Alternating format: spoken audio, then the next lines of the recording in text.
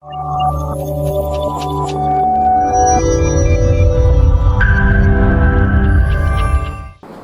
everyone.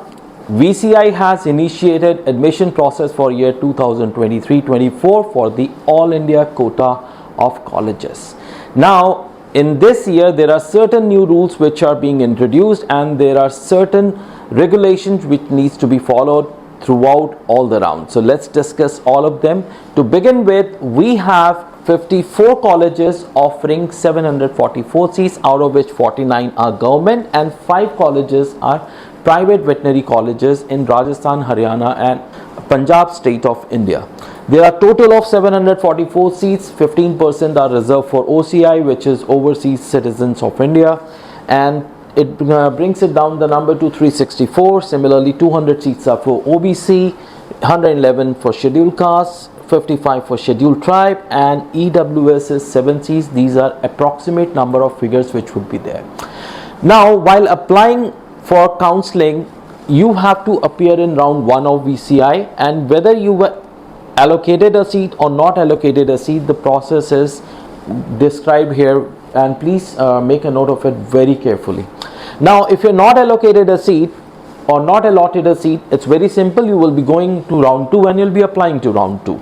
But if you're allotted a seat, you have to report at the college.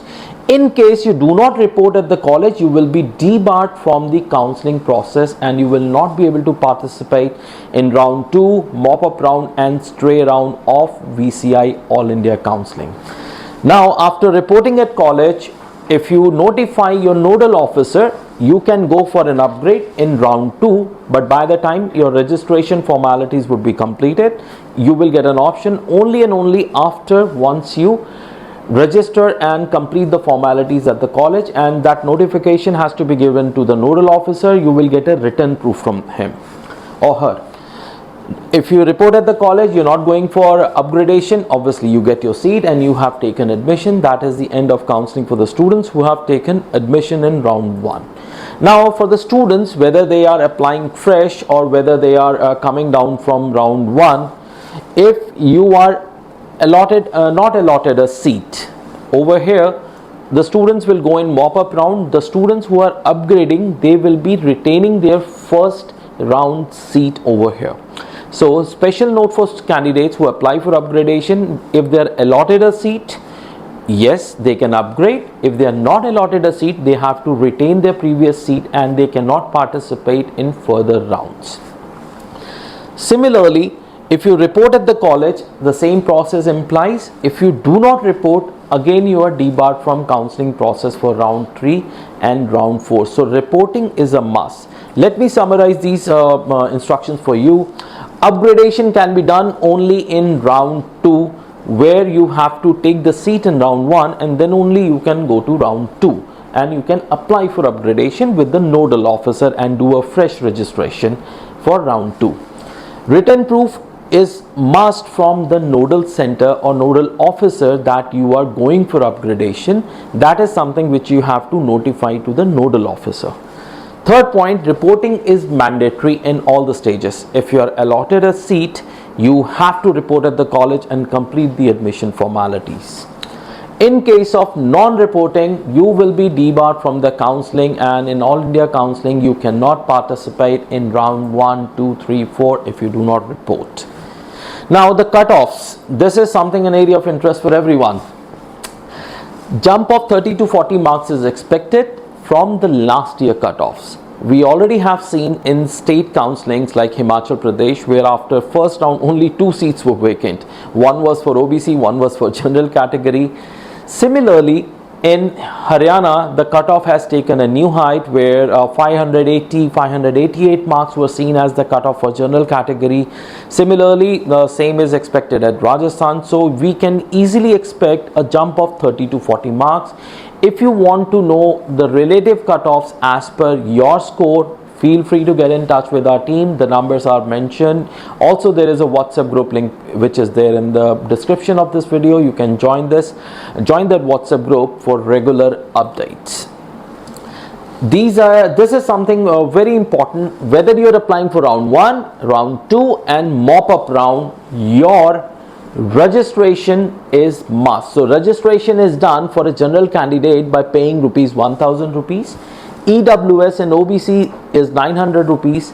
SC, ST and physically handicapped or physically disabled or physically specialized candidates, they will be paying 500 rupees. So if you're applying for round 1, you have to register. If you're applying for round 2, you have to register. If you are applying for round 3, which is mop-up round, you have to register and pay the fees. Even if you are upgrading from round 1 to round 2, you have to pay the registration fee and make a fresh registration.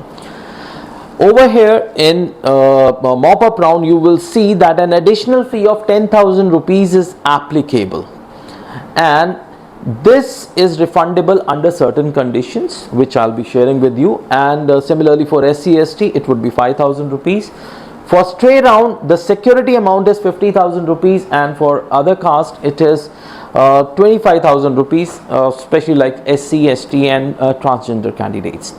Now for example, you are applying for round 3 and you did not get a seat, you are eligible to participate in stray round by making a fresh payment of 50,000 rupees or 25,000 rupees, which is refundable if you do not get a seat or if you get a seat.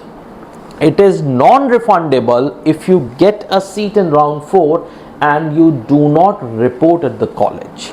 So please make a note that the amount is non-refundable if you do not report. As I've been saying, the reporting is must. If you are allotted a seat, you have to go and take up that seat and complete the registration and admission formalities.